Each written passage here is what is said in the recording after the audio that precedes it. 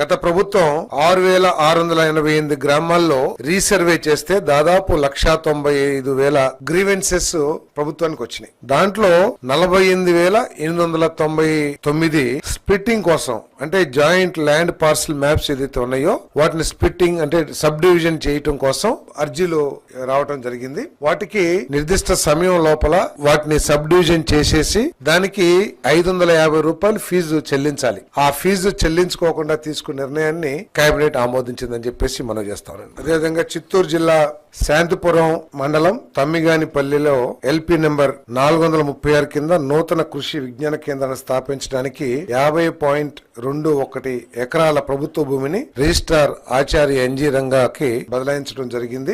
GOMS number 571 dated 14/9/2012 ప్రకారం సాధారణ షరతులకు లోబడి ఉచితంగా బదిలీ చేసే ప్రతిపాదనని కేబినెట్ ఆమోదించింది. అదేవిధంగా ఈఎస్ఐ కోసం